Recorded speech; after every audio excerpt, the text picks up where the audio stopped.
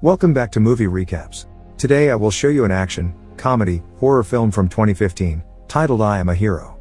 Spoilers ahead. Watch out and take care. Hideo Suzuki, a manga artist assistant, is drawing with his co-workers in an office, listening to the news. A news reporter is describing an incident in which a dog badly bit a 45-year-old woman. The police couldn't figure out what exactly happened because the woman started talking nonsense after the accident. The next news story is about a 35-year-old man who was arrested because of performing obscene acts. One coworker notices how the news is becoming weird and Matani, a coworker, makes fun of Suzuki and manga artists. Suzuki then explains how manga is the peak of Japanese culture and that it's an honor to be a manga artist. He motivates the other coworkers and everybody yells manga is the best. Night comes and Suzuki arrives home. In his apartment, he watches TV with Teko, his passive-aggressive girlfriend, and draws. He looks at his manga award and motivational quotes like, "The Steve Jobs of manga world and then the road to manga is harsh." Suzuki looks for inspiration for his next comic, so he takes a rifle from his cupboard and looks at himself in the mirror. In the morning, everybody is sick and coughing at the publisher's office where Suzuki is showing his new manga comic about a macho guy protecting his girlfriend with a rifle. The publisher doesn't like the comic, says the protagonist is too normal and tells Suzuki to do a better job in the future. Then, another manga artist, Sensei, sees Suzuki. Sensei is more popular than him but shared the Newcomer Manga Artist Award with Suzuki 15 years ago. Later in his apartment, Suzuki is fighting with Teko who wants to sell the rifle so they can get at least some money and pay rent. She also wants to sell his award along with his manga books. Teko is sick of Suzuki's failures and his unfulfilled dreams of becoming the next best manga artist. So in a fit of rage, she breaks up with him and kicks him out of the apartment. Suzuki then goes to the park with his gun and starts looking at Sensei's comic book. Sitting next to him is a homeless man who is shaking and looks like he is in pain but Suzuki doesn't pay any special attention. The next morning, Suzuki is in his office with his coworkers, drawing and watching the news again. There is a report about a new infection that has already killed 4 people.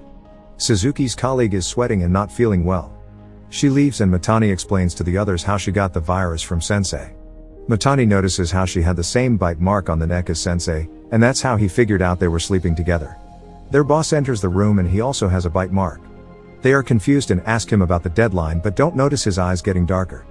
Later, everybody is asleep at the office when Suzuki's phone suddenly rings. It's Teko who apologizes for last night and wants to continue their relationship. While talking on the phone, helicopters pass over the city, but Suzuki is too focused on Teko and doesn't pay attention, again. He immediately goes to Teko's flat, bringing her favorite snack, and begs her to open the door. Nobody answers so he tries calling her on the phone. Suzuki peeks through the letter slot and sees Teko lying on the bed. Suddenly she gets up, making weird movements, and drops on the floor. Next thing we know, she's having a seizure while her body morphs unnaturally, like a demon during an exorcism. As she approaches the door, Suzuki sees her face deformed. Zombie Teko attacks Suzuki and bites his hand. While trying to get away, he accidentally stabs her in the head and leaves the apartment, fast. As he's crossing the bridge, he notices a woman with a bleeding hand and then dozens of airplanes flying through the city. When he returns to the office, Suzuki sees Matani standing next to the TV with his back turned. Suzuki thinks he's a zombie too but then sees him holding a bloody baseball bat so he quietly enters the office where the rest of his coworkers are dead zombies and Matani is the only survivor. He tells Suzuki that the only way to kill zombies is to destroy their brains and that those who get bit, get infected. But turns out, Matani is bitten too and when he starts turning into a zombie, he kills himself, screaming that the era of underpaid workers has arrived since all their bosses are now dead zombies. Another infected coworker arrives and Suzuki quickly leaves the office. In the streets, half the people aren't even aware of what's going on. Some are walking casually down the street while others are running. Within a few minutes, people start realizing that demonic-looking zombies are among them. Some start to run while others fall prey to the hungry zombies. Suzuki desperately approaches a police officer but the policeman is a zombie too and starts chasing him. Suzuki's running away as fast as he can when suddenly, he stomps on a large group of people running in one direction. Cars are bumping into each other, city buildings are burning, and people are getting run over by ambulance cars. In all that mess, Suzuki notices a cab driver who's sleeping in the taxi and is completely unaware of the zombie apocalypse. Before entering inside, Hiromi, a high school student, approaches him. She wants to get into the taxi as well but a zombie talking on the phone attacks them. Suzuki imagines he's taking out his rifle and aiming at the zombie, so he's standing frozen shooting with his fingers instead. At the same time, a man in a suit wants to take their taxi. They start to bang on the car windows and luckily manage to get into the taxi as well, instructing the driver to drive toward the countryside. On the Cat TV, the news reports the attacks as riots. It's obvious that nobody has answers. So they switch to Tokyo TV and see an anime cartoon being broadcast. Suzuki thinks Tokyo is safe because they are showing anime, but soon the channel ends the cartoon and starts reporting the attacks. As they are watching, the guy in the business suit is talking on the phone, instructing someone to shoot everyone, even the Prime Minister if necessary. When he hangs up, he starts complaining about the poor and suddenly reveals a bite on his arm. His blood vessels quickly turn black. He's turning into a zombie while saying, "Hey poor people, give me a tissue." The taxi driver isn't aware that the businessman is turning into a zombie, so he gives him a tissue. The new zombie then bites him and then complains about poor people's meat quality. The driver opens the car door and Suzuki manages to push out the zombie. Everybody takes a sigh of relief when the taxi driver's veins start turning black too. He starts telling them how he was an excellent taxi driver for 30 years with no car accidents. Then, gets angry about it and starts driving like a madman. Hiromi goes to the back seat, and it's lucky she does because the taxi driver soon starts attacking them. Suzuki and Hiromi put on their seatbelts because the car is going at a high speed. Soon, they crash into another car and start tumbling. When Suzuki wakes up, the car is turned over but Hiromi is alive. When they leave the car, they see how the entire road is blocked because of a massive car collision. All the cars are empty and there's nobody on the road, so Suzuki and Hiromi sit on the sidewalk and start browsing the internet to find out what's going on. They read how the virus's name is ZQN and how it corrupts the personalities and bodies of the infected, causing body disparities. They read a theory that the virus will die if you climb Mount Fuji when the phone's battery dies. Night comes and they find an abandoned house to sleep in. While they are eating the melon bread Suzuki bought for Teko, they start talking about Suzuki's riffle.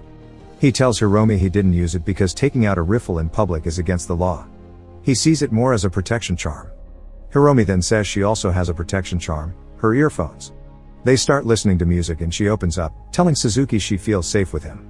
When they wake up the next morning, Suzuki stares at her while she's sleeping. He likes her even though she's underage. But he notices a bite mark on her neck and takes out his rifle to protect himself. Hiromi then explains how she was bitten by her neighbor's baby 2 days ago and that ZQN can spread through breast milk, so she's probably infected. Hiromi doesn't mind Suzuki killing her cause she's got nothing left in this world anyway, but Suzuki refuses and tells her he was bitten too. He takes the rifle and swears to protect her until they reach Mount Fuji, hoping to kill the virus. They start their scary adventure and pass through a forest when Hiromi starts feeling unwell. She asks Suzuki to leave her cause she doesn't want to eat him. As a farewell gift, she gives him the earphones for good luck and begs him to leave as she starts turning. Suzuki starts running through the forest and approaches a man he notices from afar. But, the man is just another zombie. The zombie attacks Suzuki and is close to devouring his face when Hiromi arrives out of nowhere, kills the zombie, and saves Suzuki. With a half-demonic, half-human face, she starts taking out the zombie's body parts but doesn't hurt Suzuki. Instead, she helps him get up. Next thing we know, Suzuki and Hiromi are sitting near a trailer park, and Suzuki's searching for canned food. Half-zombie Hiromi is not speaking and it's obvious how she has certain zombie instincts. Still, she isn't a threat to Suzuki, so they continue their journey to Mount Fuji together. A few days pass and Suzuki, now with a fully grown beard, is carrying Hiromi on his back when he finds a shopping cart on the forest road. Even though he doesn't find food, he puts Hiromi in the cart and starts walking toward Fuji Outlet Park. When they arrive, the entire outlet is empty. In one of the outlets, he tries out jackets when the zombie store manager attacks him. Hiromi is sleeping so she can't save him, but another woman wearing a mask, Sugumi Ada, kills the zombie with an axe. She starts looking at weird sleeping Hiromi when other masked people arrive and start asking questions about the two new people. Soon, other zombies appear, so everybody starts running toward a safe spot. All the uninfected people built a safe zone on the outlet's rooftop. Suzuki is invited to join and he takes Hiromi there as well, without telling anyone that she's half zombie. The safe zone is well supplied, so they have everything, from food and tents to books and Rolex watches. Sugumi is interested in Suzuki's riffle, but he tells her he's only a manga artist. She asks whether Quiet Hiromi is his sister and he explains that they met while running from zombies. Sugumi starts liking the manga artist cause she thinks he's a good person. She also tells him how the infected with ZQN are living in the past. In the morning, Hiromi is observing Suzuki and he's wondering whether she understands him. She smiles and then Suzuki tells her a poem. Seems like Hiromi is getting better. Later, Suzuki is observing the zombies and sees one of them running, jumping really high, and bumping his head on the ground. An old man, Abe, explains how the zombies are doing what they regularly did in the past, and how every zombie is different. Suzuki then asks about the zombies who sit on the ground and look like they are made from charcoal, but Abe avoids answering. Seems like something happened in the safe zone that nobody likes to talk about. Afterward, Suzuki goes to a meeting with the rest of the survivors. They plan to get into the food storage below ground. The only thing they ask from Suzuki is to give them his rifle. He refuses since it's against the law, but the leader, Ura, says that there are no laws in the safe zone. Then Ura threatens to kill the Hiromi if he doesn't get the rifle. Meanwhile, a few of the survivors are trying to take Hiromi and Sugumi is trying to stop them. Suzuki suspects something, leaves the meeting in a haste, and finds Hiromi captured. He threatens to shoot the Ura with the rifle if they don't let Hiromi go. The leader then points a gun toward Hiromi, who's silently standing there. Nobody suspects that she can kill everyone in an instant. But she can't stand it any longer, so she throws the two guys off her with one single movement and then reveals that she is a ZQN. Since she's only half zombie, her eye is not black but has rainbow colors. The leader doesn't care, so he shoots in her head and Hiromi falls on the floor. They take Suzuki's rifle while he cries about the girl's death. They start kicking and punching Suzuki while he begs for forgiveness. Soon, they start fighting about who's going to kill him. Seems like even humans want the taste of blood.